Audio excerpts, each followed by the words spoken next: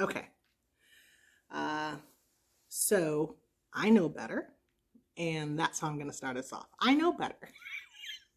I tell people to do better, and sometimes I still slip up. And not because I don't know better, because I know better, but I'm human. I slip up. So I found myself. I put myself in another situation that did not benefit me because I didn't want hassle and I wanted a speedy outcome.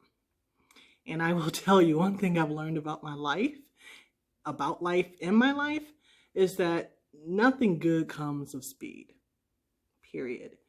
And so now I'm trying to unravel my mistake, fix my mistake, and create an outcome that benefits me, that I am satisfied with, and that I will not regret.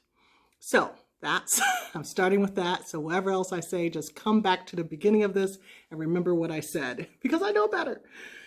So I've been speaking with my sister. I've been telling my sister for months now to give herself opportunity, to give herself time, to give herself the chance to improve herself and her life, right? And I was talking to her this week and I was telling her the same thing. And I admitted to her, I said, listen, I'm in a situation now where I need to take my own advice, right? So I said, I'm not just telling you this because, you're messing up, or because, I never mess up. I'm telling you this because this is what I preach to people, and I know better, and I still mess up. So I know it's hard to put yourself first. I know it's hard to look out for your own best interests. I know it's hard to do better for yourself when you know better. But guess what? The way you show up for other people is an indication of how you can show up for yourself. So I told her, I said, would the choices you make be made for a child? If you had a child, will you allow your child to be in the same situation that you're putting yourself in? And she was like, heck no. I said, well, I'm giving you the same advice someone gave me a number of years ago. And I said, it revolutionized my thinking, basically. A good friend, an old friend of mine, had asked me if I would put my daughter in a situation that was emotionally traumatizing, that I was considering putting myself in. And my instant reaction was like, hell no, I wouldn't put my child through this. And she said, well, why would you do it to yourself? Why won't you give yourself the same amount of love, the same type of love that you would give your child? And I was like, wow, that's a deep truth. Why don't I love myself the way I would want to love a child of mine, right? And so I passed this sage advice on to my sister this week. And she said she'll think about it, right? So there's a lot of things that we will do for others that we don't even think about doing for ourselves. And I'm here to tell you, think about doing it for yourself. So basically, I put myself in a business deal this week, or last week, a week ago, that was not financially beneficial to me. I immediately, as soon as I signed, I immediately regretted the signing. And I felt uneasy, like deep in my soul rumbling, like, what the hell are you doing, girl? Uneasy. And I told the other party's representative that I felt uneasy about this, and that this was not, I said, frankly, the offer was insulting and underwhelming and no good, but I signed anyway. Why I signed, I can only say I'm exhausted, I'm tired, I'm ready to go, I'm done with thinking. And all this other stuff. I'm over making decisions. And so I just did the expedient thing. I signed on a dotted line so I could get out the situation. Woosah. I signed on a dotted line so I could get out of the situation. And that was expedient for me, right? It is expedient for me. The hard way is to sit and wait for something that benefits me financially, spiritually, emotionally, psychologically, and benefits my future. But that may take who knows how long. We don't know how long that's going to take. And I'm ready to go, like I said. So I was just signing. And as the days grew on, I was like, I'm not going to go through with this. This is not good for me. And why would I sign something that is not good for me, knowing that it's not good for me? So it's not as if a veil was over my eyes. I knew it wasn't good. From the moment they offered, I knew it wasn't good. But I was like, oh, I'm done, right? And so this week, last night actually, I sent a letter and asked them to cancel on their end because I'm sort of, it's harder for me to cancel on my end. But the ultimate message of the letter or the email was that this deal is not going through. So we can stop it now, a weekend, or we can just drag it out. But I'm not going to finalize this deal because you misrepresented yourselves. One, you did not negotiate in good faith. For two, and I've told you repeatedly this was an uneasy deal, and you have not acknowledged my lack of ease. So I'm asking you to cancel nicely. We'll see how it plays out. But what I want to share in this message is, we all get tired. And we all just want to be done with a situation that doesn't help us or benefit us, or that isn't growing us or doesn't seem like it's growing us. But for any of you who have been listening to my messages for any time now, you know that I was exactly in the spot last year, exactly at this time. I was bitching and moaning about being taken advantage of by contractors and vendors, right? And so one thing I told a friend this week is that, last year I'm paying out all this money to improve my property, and I knew I was being taken advantage of, but I just went along with it because it was just easier to go along with it than to stop it and start over. Who wants to stop and start over every time someone fucks them over? I don't. But so I got frustrated, and I kept getting frustrated every time it happened. I was pissed and pissed and pissed. I was angry most of last year, and until I got sick. And then I was angrier for the rest of the year. So and now I'm telling my friend, and I'm like, listen, this time I'm not going to just let it go. I'm going to stop it, and I'm going to restart and start over for something that is good for me, that I can walk away feeling as if I didn't screw myself over, because ultimately that's what's happening at this point. It's not that people are screwing me over, it's that I'm allowing people to screw me over. And not just that, I'm giving them the tools to screw me over with. And I see it, I know it, I understand it, but yet I'm still doing it for expediency, to get it over with, to get it done with. And perhaps that's my lesson in all this, is I've been dragged through life, practicing patience, and I was assuming that God wanted me to move with a sense of urgency, and so I was being expedient in my own thoughts. But I also know that God is my ultimate provider, and so in His provision, He gives us the tools with which to expand ourselves, to grow ourselves, to pretty much minister to ourselves and to others with what He gifts us with.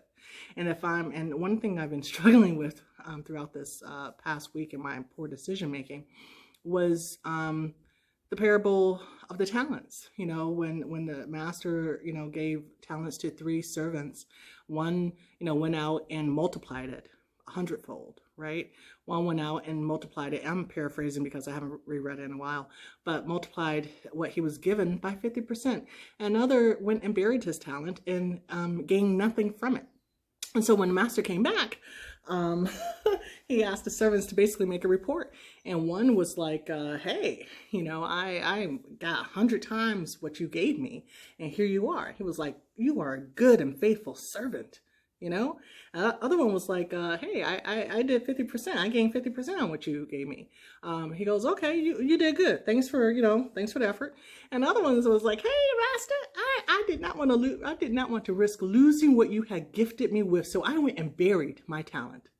I buried the money you gave me so that I wouldn't waste it, so I wouldn't lose it. And the master said, get thee away from me, you wicked person. You wicked servant, get away from me. I've never really fully, deeply understood that. But what I did understand was that when we do not use what we are given, we are useless to the Lord.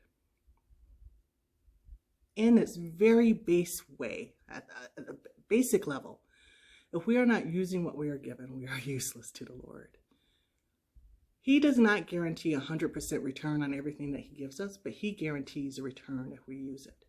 And so my struggle this week has been, okay, I could literally get perhaps 50% more in this deal than what I'm allowing myself to get.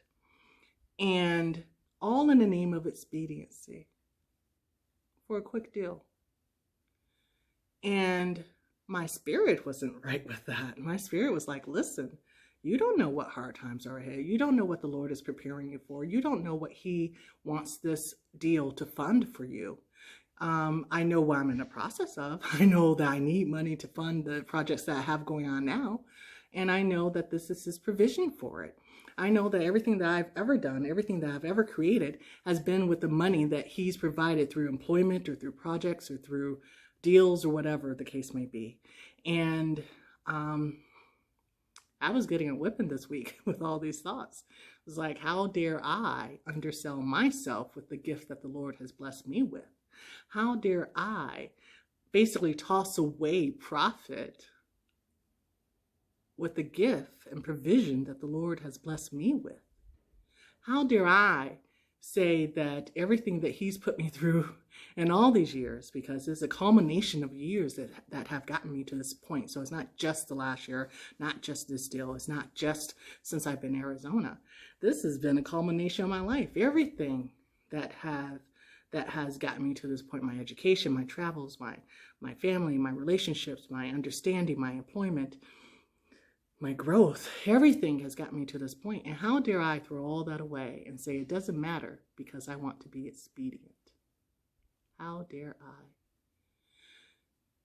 And so yesterday I put in motion a plan, an action to reverse my poor decision making and move forward less expediently, but more practically and faithfully, right? To create a better outcome for my situation and for my life. So I wanted to share that with you all. And I want to say that we need to, as people, as women, as men, as individuals, as anyone who we are, we need to give ourselves space and opportunity to be fragile, to be vulnerable, and to be uncertain. We will never have all the answers to all our problems, to all our dilemmas, to all our issues. It's not for us to have all the answers. It's not for us to have magical ways out. It's for us to operate in faith and understanding of who we are and who God is in us and who we are in him or her, however you want to reference the creator. And to know that whatever moment we're in, the way that we operate is going to impact us beyond this moment. And we need to have an understanding that whatever decision we make in this moment is going to ripple throughout our lives. And that's what I've been struggling with. So as I tell my little sister, and as I tell all my friends, give yourself permission.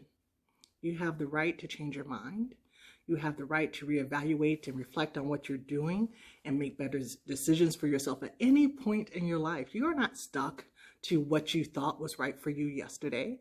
You're not stuck with what was okay for you to sort of suck up last week, to suck it up today. You don't have to do that. You are a dynamic being made in an image and likeness of the Holy God, the master and creator of this universe. And if he gave you a mind that is changeable, use it. Use it. And so I bless you today by all that is holy, that all that is mighty within you, within me, and within the great one. I bless you to be all that you are, more than what you are, right? Because we can pull on his grace. We can pull in his mercy. We can operate in his love, his kindness, his wisdom. We do not have to depend on our own wisdom, on our own circumstances to get us out of our messes. Isn't that fantastic? I am not regulated to my wealth or depth or, deficit of knowledge. I'm not limited by that. I am enhanced by everything that God is. And I know that. And I wish to operate in that. And I would like to tell you, you are able to operate in the same. So be blessed as you go. Continue blessings in all that you do and touch. And I thank you for listening. I hope you're all doing well. Happy 2021. I'm not sure if I I don't think I did a January video, but happy 2021. May this year be more than you ever expect it to be. May you magnify and glorify the Lord, and magnify and glorify your life in Him and all that you do. Much love to all. Amen.